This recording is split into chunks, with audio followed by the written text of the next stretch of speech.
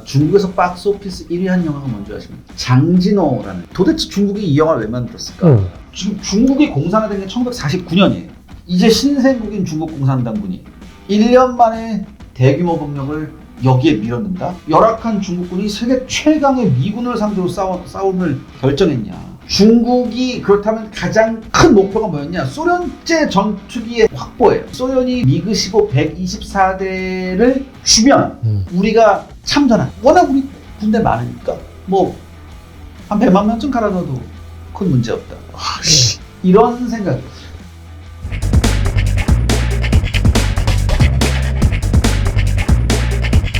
한국전쟁이 끝났어요. 한국전쟁이 끝난 다음에 1950년대 중반부터 중국은 베트남에 대한 동맹의식을 강조하고 지원 의사를 밝혀요. 밝힌단 말이에요. 우리가 너네 지원해줄게. 근데 이거 아세요? 여러분, 중국군이 1953년까지 썼던 총이 뭔지 아세요? 파샤샤? 아직까지 파파샤하고 모신나강 썼다. 얘네가 이렇게 모신나강 자국산으로 한 게 53식 뭐 보기총이라는 건데, 근데 얘네가 생각한 거야. 야, 이거 현대전에 쓸 물건이 아니다. 그런데 소련을 딱 보니까 걔네가 뭘 써? AK를 쓴 거야. 54년에 소련으로부터 SKS하고 AK-47을 들여와요. 그러면서 소련이 이거를 일부러 줘요. 근데 중국 애들 보니까 차원이 다른 총이에요. 그래서 중국이 뭐라고 그러냐? 야, 이거 우리 더 갖고 싶어. 이때 소련이 한마디 합니다. 라이센스 생산할래? 설비도 우리가 지원해줄게. 대신 니네가 만든 총 북베트남한테 지원해줄 수 있지. 그렇구나. 소련으로선 자기네가 직접 만든 무기가 직접적으로 북베트남에 들어가는 게 아직까지는 부담스러웠어요. 그 여기는 미국이 직접 참전하고 있으니까 거리도 멀었고. 근데 중국이랑은 또 얘기가 달라요. 그렇지, 국경 가깝죠. 야, 베트남전에 중국이 이렇게 참여했다는 건 또 새롭네. 그래서 베트남전이 본격적으로 시작되기 전인 1960년부터 중국은 무려 수만 정의 중국제 SKS, 중국제 56식 자동소총을 북베트남한테 공유해 줍니다. 실제로 베트남전에 쓰였던 AK는 대부분 중국제예요. 근데 베트남 사람들 중국 사람 엄청 싫어하는데? 엄청 싫어요? 그 다음에 전쟁했죠. 근데 결국은 미국이 올라가다가 원래 남한 땅을 다 찾고 나서 끝낸 게 아니라 야, 미국 올라가자, 밀자 라고 탁 치고 올라가면서 이미 어느 정도는 조금 예견이 돼 있었던 느낌도 있지 않나요? 미국이 38선을 돌파했잖아요. 네. 근데 그러니까 미국의 38선 돌파가 중국의 참전을 결정한 결심 조건은 아니에요. 제가 그래요? 한국군과 미군이 38선을 돌파했을 때 중국은 단 한 번도 미국한테 경고를 내보낸 적이 없어요. 그래요? 전혀 경고를 안 해요. 근데 미국 국내 CIA의 정보나 뭐 이런 것들 보면 이거 중국이 움직임이 심상치 않다 뭐 이러면서 정보도 많이 있지 않았어? 근데 이제 미국 역시 경고를 받지 못하고 생각했다는데 압록강에 다다르니까 압록강까지 오니까 그때부터 중국이 뭐라고 얘기하냐면은 공갈 협박을 하는 거예요. 근데 미국이 중국의 공갈 협박에 겁먹을 날은 아니에요. 그렇죠. 전혀 아니에요. 아까도 말했지만 순망치한 얘기하잖아. 그래서 북한이 완충지대가 있어야 된다. 이런 중국은 전통적으로 그랬다고 얘기가 나오는데 중국군의 공산당 회의로 그다음에 중국군이 작성한 작전 개념도 이런 거 보면요. 그 어디에도 순망치하려는 표현이 없습니다. 표현은 없어도 완충지대를 좀 의미하거나 뭐 이런 건 있지 않을까요? 그렇게 해석할 만한 것도 없어요. 진짜? 그렇게 해석할 만한 것도 없어요. 완충지대를 뜻하는 이 순망치하려는 아이디어가 어디서 나왔냐? 이거는 중국군이 참전을 결정하고 난 이후에 나온 개념이래요. 쟤들 왜 그랬을까라고 거꾸로 조사하면서. 맞아요. 바로 그거예요. 근데 여기에 대해서 누가 말씀하셨냐면 예일대에서 정치학을 전공하셨고 그래서 박사학위 받으셨고 현 서울대학교 외교학과 교수인 신욱희 교수님이 이런 말씀하셨어요. 전략적 고려에 대한 지나친 강조는 결과를 통해 의도를 추론하는 오류를 범할 수 있습니다. 따라서 중국은 전쟁 개입 이후로 다양한 전략적 목표를 갖게 되었다고 보는 것이 적절하다. 순망치한의 이유만이 아니라 거꾸로 단 하나의 결과를 도출하기 위해서 올라가 버리면 그 이후에 나타나는 다양한 결과들을 도저히 해석할 길이 없다는 그런 오류를 범하지 말라는 얘기죠. 그러니까 쉽게 생각하면 그 정도로 많은 전략적 생각을 하지 않고 벌여진 행동. 그러니까 야 비행기 죽는다. 야. 이렇게 해서 하는 행동이 쟤네들 왜 그랬을까? 이런 거 아닐까라고 추론을 세우고 가는 순간 주변에 이 관찰력이 떨어지게 되는. 그렇죠. 그러니까 다시 한번 여기서 생각해봐야 될 게 왜 중국이 그렇게 전투기를 원했나요? 왜 그렇게 대만. 바로 그거죠. 그러니까 우리 앞바다에 지금 칠함대가 떠 있는데 저기서 미국 전폭기들이 날라서 우리 해안가를 쓸어버리면 우린 뭘로 대항하지? 그리고 그냥 마음 편하게 그때 레이트 해전에서 그 수송부대가 했던 것처럼 어마어마한 새카만 수송부대가 내려서 미국군이 진지 설치하고 거기서부터 이제 상륙 이후에 작전을 펼칠 수 있어요. 맞아요. 미군이 자칫 상륙할지도 모른다는 공포에 떨어졌어요. 어떻게 보면 공포심에서 말로가 됐네. 이게 또 공산주의끼리 또 저기 뭐야 이념 경쟁하잖아요. 그러니까 얘가 관계가 좋을 때는 항상 형제야. 뭐 우리하고 정체성을 공유하고 이런 형제인데 이해관계가 틀릴 때는 확 돌아서요. 이게 어디서 나타나냐? 중공군이 참전을 했단 말이야. 가면 갈수록 북한군의 승리가 희박해져요. 그리고 자꾸 마오쩌둥이 스탈린한테 전화를 걸었거든. 왜 전투기 저 줘야 되고 너네가 더 뭐 탄약도 보내줘야 되고 뭐 저 탱크도 주기로 했잖아. 근데 어느 날 스탈린 연락을 두절해버린다고. 그 다음부터 중국군이 태도를 완전히 바꿔요. 그래서 중국군한테 무슨 명령이 내려가느냐. 지금 현재 위치에서 더 이상 남쪽으로 내려가지 말고 지금 현재 위치에서 땅굴 파고 그냥 있으라고 그래요. 이게 만약에 완충지대를 찾고자 했으면 당연히 38선까지 밀고 내려갔어야 정상이지. 그럼에도 불구하고 우리가 순망치안이라는 그 단어에 장님이 돼서는 안 됩니다. 중국의 목소리는 따로 있었어요. 저는 이번에 이걸 좀 조사해보고 좀 분석해보고 그다음에 자료를 얻어서 얘기를 들어보고 나서 새롭게 많은 걸 좀 깨닫게 됐어요. 그러면 왜 스탈린, 소련은 죽이러 온 걸 안 줘요? 저 정도면 된 것 같은데? 굳이 우리가 안 도와줘도 저기까지 내려왔으면 끝난 거 아니냐? 뭐 약간 이렇게 한 건가? 스탈린도 어떻게 한꺼번에는 아니지만 야금야금해서 124대를 줘요. 주고 나서 나중에는 전쟁이 끝난 다음에 중국이 쉽게 말해서 손익계산서 같은 거를 소련한테 줘요. 처음에는 이럴 줄 몰랐는데 알고 보니 100만이 간 거예요. 전사상자가 100만이라고 생각해요. 아무리 중국이지만. 그러니까. 이거 되겠냐? 그러니까 그때부터 소련이 미국이 조금 더 주면서 이렇게 하고 중국이 이제 그걸 분해서 불법 데드카피하는 것도 능가하죠. 그러니까 여러분들 우리가 지금까지 교과서에서 배웠던 중국군의 6.25 전쟁 참전 배경은 다시 한번 생각해봐야 돼요. 그렇구나. 그러니까 중국 땅 본토로 이 위협이 가해지자 뭐 들어왔다라는 것들은 사실이 아니구나. 사실이 아니라기보다는 근거가 갈수록 조금씩 좀 가벼워져요. 근거가 좀 약간씩 떨어져요. 오늘 사실은 근데 중국군 개입의 이유를 찾고자 한 게 아니라 장진호 전투 얘기를 한다고 그랬는데 시작이 좀 길었어요. 죄송합니다. 네. 북한군 남침 이후에 유엔군이 참전해서 인천상륙까지 하고 나서 완전히 이제 모든 상황이 다 바뀌었잖아요. 그래서 50년 10월 말쯤이면 거의 모든 북한 지역을 우리가 탈환하게 되죠. 우리하고 유엔군하고. 근데 이때쯤부터 10월부터 불길한 징조가 하나둘씩 나타나기 시작합니다. 새로운 적 중공군의 출현이죠. 요 무렵에 중공군 포로가 잡히기 시작해요. 이거 메가더한테 보고 다 되고 다 이랬는데도 그러면 중공군이 개입했다는 걸 알고 있을 텐데. 한 군데서만 잡힌 게 아니라 곳곳에서 이런 일이 일어나요.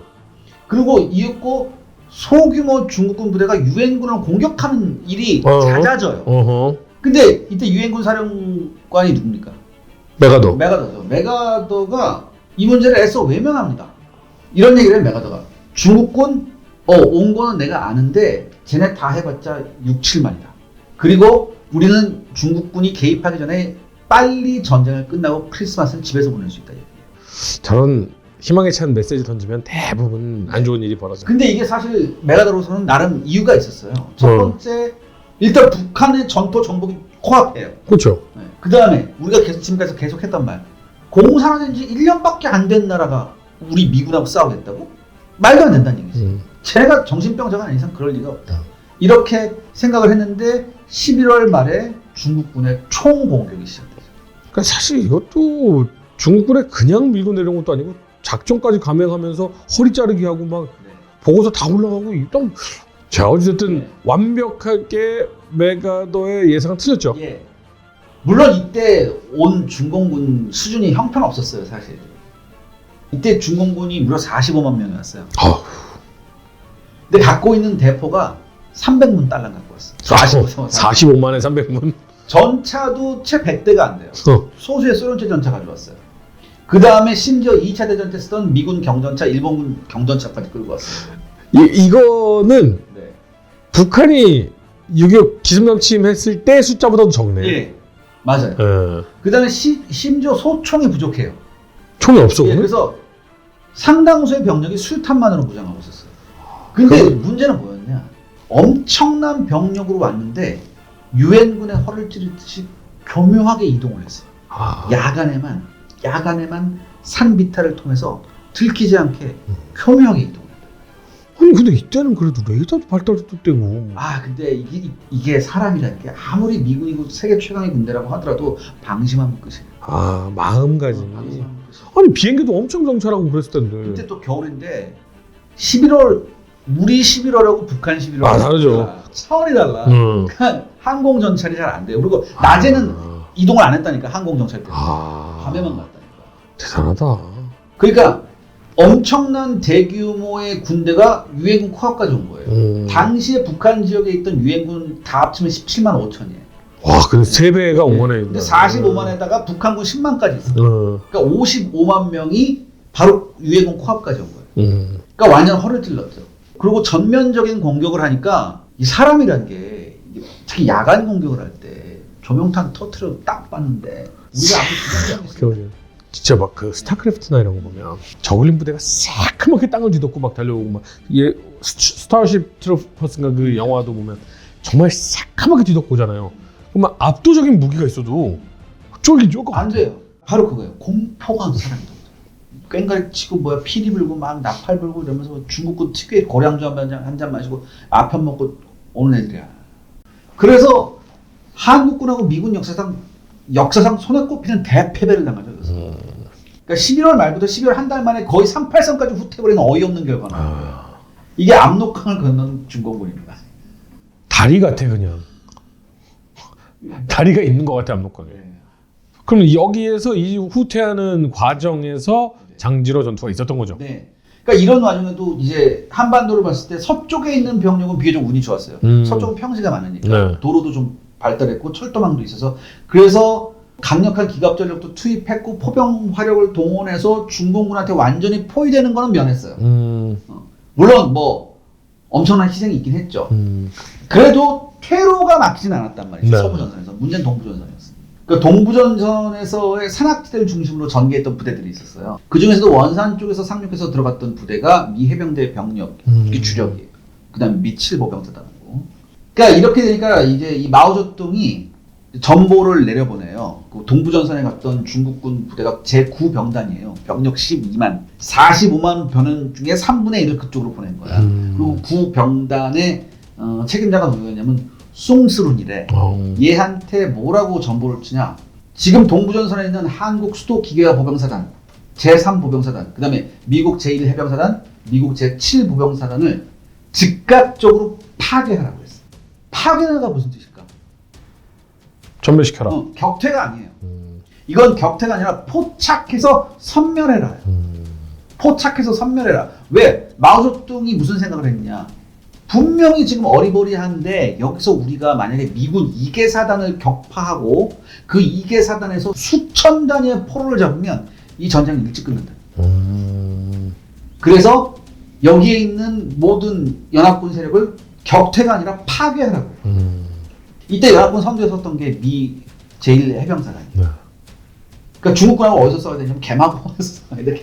개마고원 그 유명한 개마고원이. 그렇게 춥잖아. 어. 그 개마고원 중에서도 그 입구에 황초령이라는 곳이 있어요. 그리고 그 일대에서 가장 유명한 그 지문이 뭐냐면 장진호라는 호수예요. 그래서 미 해병 선두부대가 11월 25일 날 장진호 서편 유담리에 진출하는 거예요. 이게 장진호고 이제 이렇게 돼 있어요. 요 지도가 아주 중요한 지도인데. 근데 중국군이 주특기가 있잖아요. 야간에 은밀하게 접근하는 거. 그래서 험준한 사각지대를 통과해서 미 해병대 병력을 거의 포위하다시피 해서 벌써. 근데 난 왜 얘는 이게 주특기예요? 그리고 잘해요. 야간, 그러니까 겨울에 어. 산악지연을 야간에 행군한다는 거. 일단 그러니까 흥남 부두에서 이제 미 해병대가 출발했거든요. 그래서 장진호까지 북진하는데 일단 성공을 했는데 이때까지는 잘 몰랐어요. 근데 이제 항공사진하고 현장에서 상황을 분석을 해봤어요. 그러니까 이때 한 거야. 야, 우리 포위된 것 같은데. 우리 포위된 것 같아. 그러니까 당황한 미 해병대가 후퇴를 고민해요. 고민이 아니라 빨리 해야지. 그러니까 왜냐면 후퇴 명령이 아직 안 내려왔거든. 근데 현지 부대는 후퇴를 해야 될 것 같다고 그럼. 보고를 해요. 근데 이게 30분 단위로 퇴로가 좁아지는 거야. 눈에 보이지. 네. 육로로 정상적으로 철수가 좀 힘들어져요. 그러니까 최고의 제대로 된 후퇴는 장진호에서부터 흥남부두로 직선상으로 바로 후퇴를 했었어야 되는 근데 거죠. 이미 지금 이 지도 보셔서 알겠지만 이미 그 길에 중공군이 포위를 하고 있었어요. 그 다음에 이쪽이 또 동부지역 산악지대니까 도로망하고 철도망이 안 좋아요. 네. 그러니까 이게 또 신속하게 후퇴도 못해요. 그러니까 한마디로 언제 중공군한테 완전 차단당할지 모르는 거예요. 그리고 11월 27일 날 드디어 후퇴 명령이 하달돼요. 왜 이렇게 늦게? 근데 제가 말씀드렸죠. 이 미군 제1 해병사단하고 제7보병사단 앞으로 12만 명이 공격을 한 거예요. 10대 1이에요. 한마디로 이때부터 중국군이 잘하는 거 뭐. 또 뭐 있죠? 인해전술. 인해전술. 바다에 바다. 여기 뭐 영화에 나오는 인해전술 장면인데. 본인들도 아나? 본인도 다 알죠. 본인들도 인해전술이라고 하나? 그러니까 그게 아니라 보통 이게 공산권의 전형적인 전법 중에 뭐냐면 재파 전술이야 이게. 그러니까 재파 전술을 중국에서는 인해 전술이라고 부르는 거예요. 이게 재파 전술은 뭐냐면 바다가 계속해서 제방을 때리면 언젠가 그 제방이 무너진다. 그러니까 1파, 2파, 3파 뭐 이런 거잖아요. 근데 사실은 이때면은 이미 이따위로 해서는 사람 다 가려나가니까 안 되라는 게 이미 고착화된 상태인 건데. 소련이 독서전 할 때 재파 전술을 지켰었잖아요. 근데 그 중국식 재파 전술은 약간 달라. 소련군은 1파, 2파, 3파를 보내니까 중국이 우린 1파밖에 없다. 전부 다 돌려. 이거 두꺼워. 그러면 진짜로 그러면 앞에서 이렇게 쓰러지는 와중에 계속 저 끝이 아직 얘네들의 끝이 안 보이는데 계속 달려오고 있는 거예요. 맞아요. 와 진짜 공포스럽겠다. 그러니까 이게 중국군이 이런 의도도 있었대. 만약에 정상적인 전투라면 전투 능력도 딸리고 하고 그러니까 얘가 겁을 먹는다. 근데 술 먹여놓고 아편 먹여놓은 다음에 때로 밀어봐라. 공포를 먹는다. 확실히 이때 아편이 쓰인 것들은 많이들 증명이 됐죠. 원래 공산주의가 아편을 극도로 혐오하잖아요. 특히 중국 같은 경우는 아편 전쟁 겪었으니까. 그런데 이때는 아편을 많이 썼다. 그 다음에 이제 이 장진호가 있는데 이 하갈우리라는 데 있죠. 네. 여기가 지금 사령부예요. 보급품도 있었고. 근데 저 장진호에서 갈라지잖아요. 네. 그러니까 이 장진호에서 갈라지기 때문에 그러니까 한마디로 중국군은 이 장진호를 바깥쪽으로 돌아서 양쪽에서 공격을 할 수 있었어요.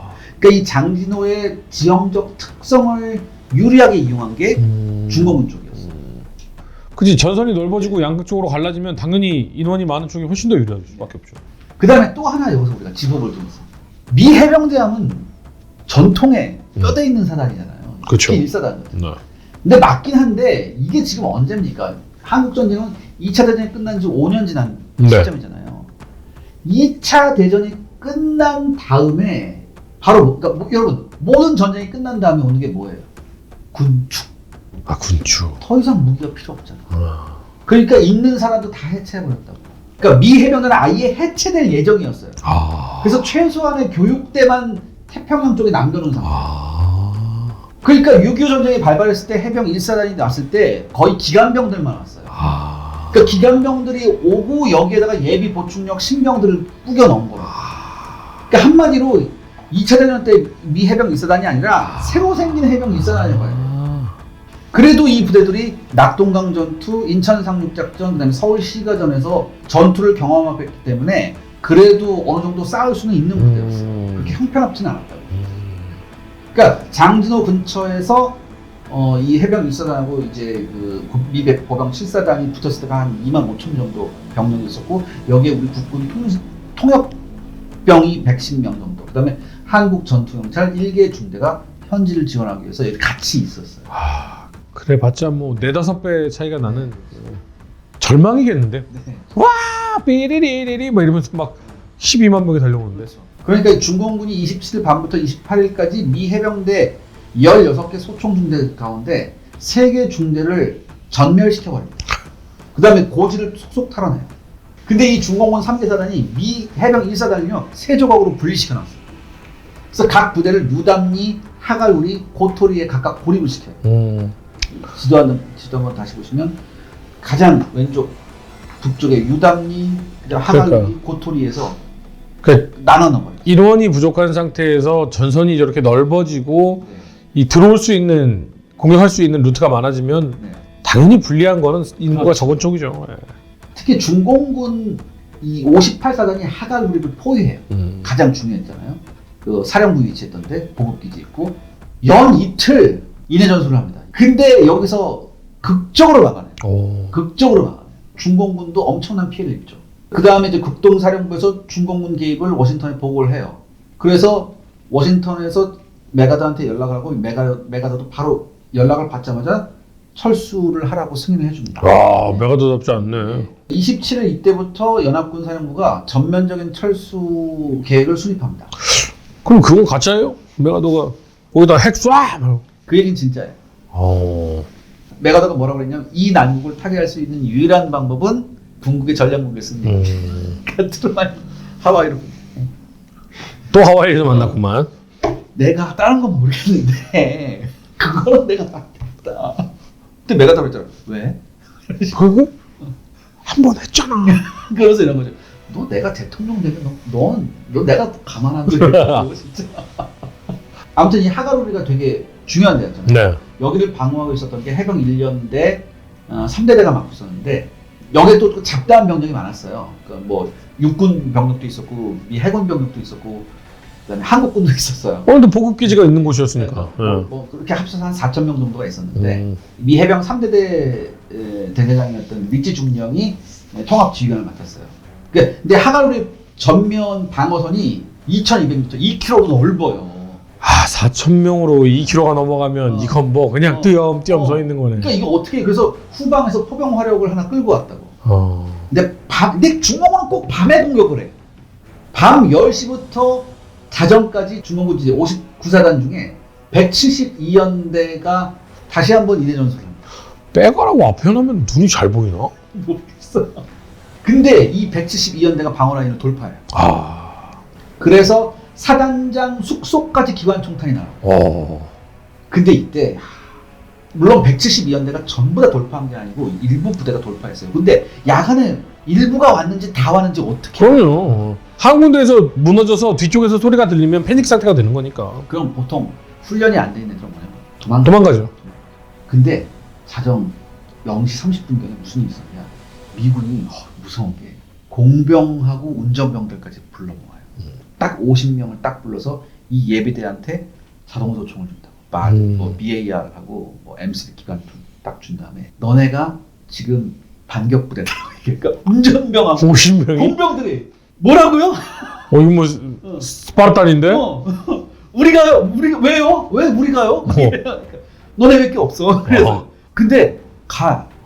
그리고 얘네가 반격을 했는데 놀라운 게 뭔지 알아요? 얘네가 밤새껏 싸워요. 밤새껏 싸워서 아침 6시 반에 주 저항선을 회복해버립니다. 50명이? 이 50명 때문에. 와. 이분들 다 한국에 초대해가지고 다들 훈장 드려야 되는 거 아니야? 근데 이랬대. 전투가 끝나고 나서 이 50명도 이랬대. 밤새껏 자기는 앞에 뭐가 안 걸 때마다 총을 쐈단 말이야. 자기가. 근데 날이 밝더래. 보니까 이로 헤아릴 수 없는 중공군의 시체가 있어. 산이 쌓였겠다. 그러면서 갑자기 이런 거야. 애들이 이런 거죠. 야, 난 원래 운장이 아니고 전사였나 봐. 하면 되잖아, 거봐. 그 대장도. 야, 니네가 다 살아있을 줄 몰랐네. 근데 진짜 훌륭하다. 이거 영화로 만들어도 좋겠다, 이거. 이건 기적이야. 그러니까 반대로 중국에서 그런 장진호 영화 만들었으니까 이 50명의 뭐 이거 해가지고 영웅들 해가지고 영화 만들었으면 좋겠다, 이거.